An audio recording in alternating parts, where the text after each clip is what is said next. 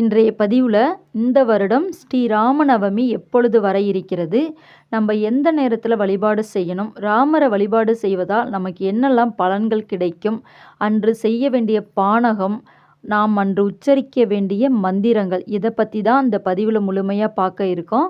வீடியோவை ஸ்கிப் பண்ணாதீங்க, முழுமையாக பாருங்கள்.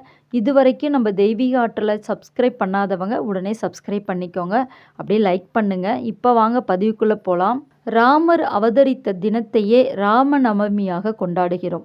வசந்த நவராத்திரியின் ஒரு பகுதி தான் இந்த ராமநவமி.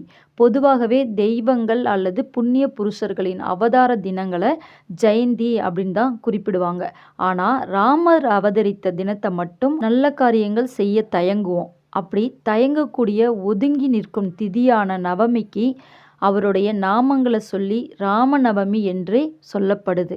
நவமி அப்படின்னாலே அந்த நாளை ஒதுக்கி வச்சிடுவோம். அந்த வகையில் ராமநவமி என்று குறிப்பிடப்படுது. அதே போல் கிருஷ்ண ஜெயந்தியையும் ஜென்மாஷ்டமி என்ற பெயரில் கொண்டாடுறோம். ராம அவதாரமே பலரின் சாபம் தீர்க்க உண்டானதாக சொல்லப்படுது. சபரி, அகலிகை உள்ளிட்ட பல பேருக்கும் சாப விமோசனம் தந்தது தான் இந்த ராமபிரான். அதனால தான் பாவங்களை போக்கக்கூடியது ராம மந்திரம் அப்படின்னும் சொல்லப்படுது. ராமா ராமா என்று சொல்லி கொண்டு இருந்தாலே அனைத்து விதமான பாவங்களும் துன்பங்களும் நீங்கிவிடும் என்பது நம்பிக்கை. அதனால்தான் எந்த பிரச்சனை என்றாலுமே ஸ்ரீராம ஜெயம் எழுதுவோம். 108 முறை அல்லது 1008 முறை ஆஞ்சநேயரை நினைத்து ஸ்ரீராம ஜெயம் என்று எழுதுவோம். ஸ்ரீராம ஜெயம் எழுதும்படி நம் முன்னோர்கள் நமக்கு அறிவுரை சொல்லியிருக்காங்க. ராம அவதாரம், மகாவிஷ்ணு பல அவதாரங்கள் எடுத்திருந்தாலும் அதில் பெரிதும் போற்றப்படக்கூடிய அவதாரமாக இருப்பது ராம அவதாரம்தான். பூமியில் பிறப்பெடுத்து இறுதி வரை நீதிநெறி தவறாமல் ஒழுக்கம் மிகுந்த மனிதராக வாழ்ந்து காட்டியவர் தான் ராமர். சிவபெருமானிடம் பல வரங்களை பெற்ற ராவணன் தேவர்களையும் முனிவர்களையும் மனிதர்களையும் கொடுமைப்படுத்தி வந்தான். அவனை அழிப்பதற்காகவே அயோத்தியை ஆண்டு வந்த தசரத மன்னனுக்கு மகனாக பிறந்தவர் ராமர். உரிய நேரம் வந்தபோது ராவணனையும் அவனது அசுர கூட்டத்தையும் அழித்தார். அதர்மத்தை அழித்து தர்மத்தை நிலைநாட்டினார் ராமர். பொதுவாகவே அஷ்டமி நவமி தினங்களில் நாம் எந்த ஒரு காரியத்தையும் செய்ய மாட்டோம். இதனால் கவலை உற்ற அஷ்டமி நவமி இரு திதிகளும் மகாவிஷ்ணுகிட்ட சென்று தங்களுக்கு ஏற்பட்டுள்ள குறையை ரொம்ப கவலையாக கூறினாங்க. அப்போது விஷ்ணு பகவான், உங்களையும் மக்கள் அனைவரும் போற்றி துதிக்கும் நாள் வரும், அதுவரை நீங்கள் பொறுமையாக தான் இருக்கணும் அப்படின்னு சொன்னார். அந்த நாள் வரும், அது வரைக்கும் நீங்கள் அமைதியாக இருங்க அப்படின்னு சொல்லி மகாவிஷ்ணு உறுதியளித்தார். அதன்படியே வாசுதேவர், தேவகி ஆகியோருக்கு மகனாக அஷ்டமி திதியில் கிருஷ்ணர் அவதாரம் எடுத்தார். அன்றைய தினம் கிருஷ்ண ஜெயந்தியாக கொண்டாடப்படுது. நவமி திதியில் தசரதருக்கும் கோசலைக்கும் மகனாக பிறந்தவர்தான் ராமபிரான். அன்றைய தினம் ராம நவமி திருநாளாக கொண்டாடப்படுது. இந்த ராம நவமி தினத்தில் பெண்கள் விரதம் இருந்து ராமபிரானை வழிபாடு செய்தால் பெண்கள் பிரிந்த கணவருடன் ஒன்று சேர்வார்கள், குடும்பம் எப்பொழுதும் ஒற்றுமையாக இருக்கும், குழந்தை பேறு உண்டாகும் என்று சொல்லப்படுது. ராமனும் சீதையும் எப்படி இணைந்தார்களோ அதே போல பிரிந்த கணவன் மனைவிகள் ஒன்று சேர்வார்கள். 2026ஆம் ஆண்டு ஸ்ரீ ராம நவமி இந்த வருடம் மார்ச் 27 வெள்ளிக்கிழமை வருது. நவமி திதி துவங்கக்கூடிய நாள் மார்ச் 26 பகல் 2:57 தொடங்குது.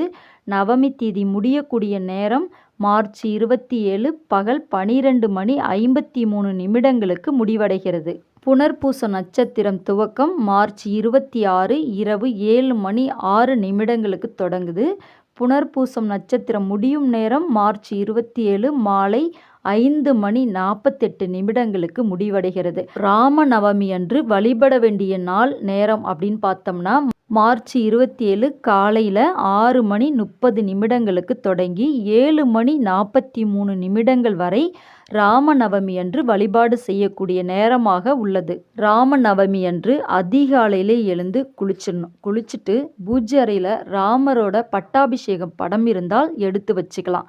அப்படி இல்லைன்னா அனுமனோட படம் இருந்தால் கூட அந்த படத்தை எடுத்து பூஜை அறையில் வச்சுக்கணும். அனுமனின் படத்தை பூஜைக்கு பயன்படுத்தலாம்.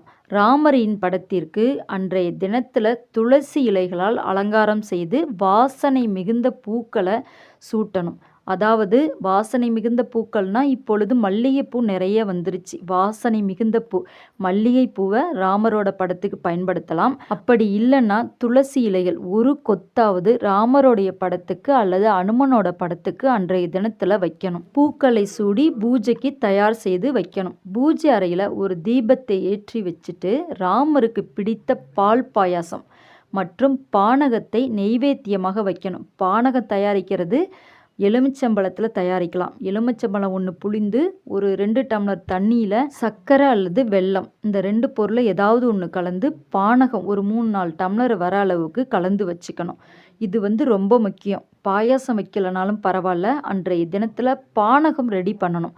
பூஜை அறையில் அமர்ந்து ஸ்ரீ ராம ஜெய மந்திரத்தை 108 முறை உச்சரிக்கலாம் அல்லது 3 முறை உச்சரித்தாலுமே போதும். பூஜைக்கு தேவையான சந்தனம், குங்குமம் இதை எல்லாமே அந்த படத்துக்கு நேராக வச்சிடுங்க. பானகத்தையும் வச்சுட்டு ஒரு அகல் விளக்கோ அல்லது உங்கள் வீட்டில் என்ன விளக்கு ஏற்றி வைப்பீங்களோ விளக்கை ஏற்றி வைத்து ஸ்ரீ ராம ஜெயம் என்ற மந்திரத்தை 108 முறை உச்சரிக்கலாம் அல்லது 3 முறை உச்சரித்தால் கூட போதும்.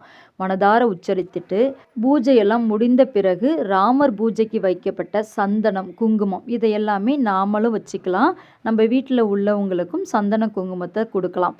அதே போல் பூஜைக்கு பயன்படுத்திய பிரசாதங்கள் மற்றும் நீங்கள் என்னெல்லாம் செஞ்சு வச்சுருக்கீங்களோ பலகாரம் கூட செஞ்சு வச்சு படைக்கலாம்.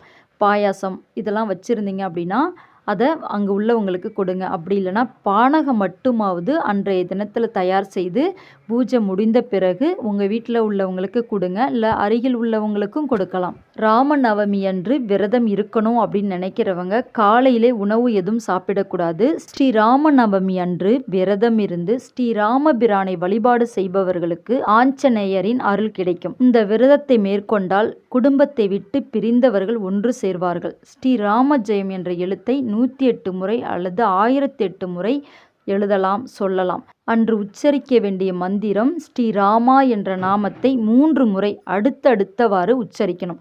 ஸ்ரீராமா ஸ்ரீராமா ஸ்ரீராமா என்று இந்த மந்திரத்தை உச்சரித்தால் ஆணவம் அழியும், மனதில் அமைதியும் மகிழ்ச்சியும் கிடைக்கும். ஸ்ரீராமா என்ற மந்திரத்தை சொல்லலாம் அல்லது 108 முறை எழுதலாம். எழுதுனா ரொம்ப புண்ணியம் கிடைக்கும் அப்படின்னு சொல்லப்படுது.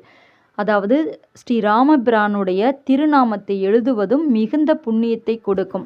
ராம நவமி அன்று ராமாயணம் கதை படிக்கலாம். படிக்க முடியாதவர்கள் ஸ்ரீராமா ஸ்ரீராமா என்று சொன்னாலே ராமாயணம் படித்த புண்ணியம் கிடைக்கும் என்று சொல்லப்படுது. இந்த வருடம் 2 நாட்கள் நவமி திதி உள்ளது. எந்த நாளில் ஸ்ரீராம நவமி கொண்டாடுவது என்ற குழப்பம் நிறைய பேர்த்துக்கிட்ட இருக்குது. ஸ்ரீராம நவமி விரத வழிபாட்டினை சூரிய உதயத்திலேயே துவங்கணும். அந்த வகையில் மார்ச் 27ஆம் தேதி அன்று தான் சூரிய உதயத்தின் போதுதான் நவமி திதி உள்ளது. அதேபோல் ராமர் அவதரித்ததாக சொல்லப்படும் புனர்பூசம் நட்சத்திரமும் மார்ச் 27ஆம் தேதி அன்று தான் அமைந்துள்ளது. அதனால் மார்ச் 27ஆம் தேதியே ஸ்ரீராம நவமி நாளாக கருதி அன்றைய தினத்தில் வழிபாடு செய்யணும் அப்படின்னு சொல்லப்படுது. அதனால் மார்ச் 27ஆம் தேதி அதாவது பங்குனி மாதம் 13ஆம் தேதி வெள்ளிக்கிழமை அன்னைக்கு தான் ஸ்ரீராம நவமி நாளாக கருதப்படுது. அன்றைய தினத்தில் ஸ்ரீராம நவமி விரதம் இருக்கிறவங்க இந்த ராமநவமி அன்று விரதம் இருக்கலாம். விரதம் இருக்கிறவங்க மார்ச் 27ஆம் தேதி வெள்ளிக்கிழமை இருக்கலாம். இந்த விரதத்தை கடைபிடித்தால் நமக்கு எண்ணற்ற பலன்கள் கிடைக்கும், கோடி புண்ணியங்கள் வந்து சேரும் என்று சொல்லப்படுது. மகாவிஷ்ணுவின் 10 அவதாரங்களில் ஸ்ரீராம அவதாரமும் கிருஷ்ண அவதாரமும் சிறப்பாக கொண்டாடப்படும். பங்குனி மாதம் புனர்பூச நட்சத்திரமும் சுக்லபட்ச நவமி திதியில் ஸ்ரீராமரின் பிறந்தநாள் கொண்டாடப்படுது. ஸ்ரீராம நவமி என்பது விஷ்ணுவின் 7வது அவதாரமான ஸ்ரீராமரின் பிறப்பை கொண்டாடக்கூடிய ஒரு அற்புதமான பண்டிகை திருநாள். இந்த ராம நவமி அன்று நீர்மோர் தானம் கொடுக்கலாம். பானகம், வடைப்பருப்பு, பாயாசம் இதையெல்லாம் நெய்வேத்தியமாக படைத்து அதை மற்றவர்களுக்கு அன்னதானம் கொடுக்கலாம். அதாவது ஏன் நீர்மோர் பானகம் இதெல்லாம் கொடுக்கணும் அப்படின்னு சொல்றாங்கன்னா, ஸ்ரீ ராமபிரான் நீர்மோரையும் பானகத்தையும் தாகத்திற்காக அருந்தினார். அதன் நினைவாக நீர்மோரும் பானகமும் நிவேதன பொருளாக படைக்கப்படுது. ஸ்ரீராமர் எளிமையான வாழ்க்கையை மேற்கொண்டதால் அவருடைய பிறந்த நாளில் பங்குனி மாதம் அப்படின்னாலே வெயில் சுட்டெரிக்கக்கூடிய நாள். இந்த நாளில் நம்ம கொடுக்கக்கூடிய தானம் விசிறி, செருப்பு, நீர்மோர், பானகம், குடை இவற்றை தானம் கொடுத்தால் தலைமுறைக்கும் புண்ணியம் வந்து சேரும் என்பது நம்பிக்கை. வட மாநிலங்களில் இந்த ராம நவமி அன்று ரொம்ப சிறப்பாக கொண்டாடுவாங்க. ராமர் பிறந்த தினத்தை அன்றைய தினத்தில் வீடு முழுக்க அலங்காரம் பண்ணி தோரணங்கள்லாம் கட்டி விரதம் இருந்து ராமரை வழிபாடு செய்து மக்களுக்கு அன்னதானம் போடுவாங்க. இவ்வளோதாங்க இந்த பதிவு. இந்த பதிவு முழுமையும் ஸ்ரீ ராமநவமியை பற்றி முழுமையாக பார்த்துட்டோம்.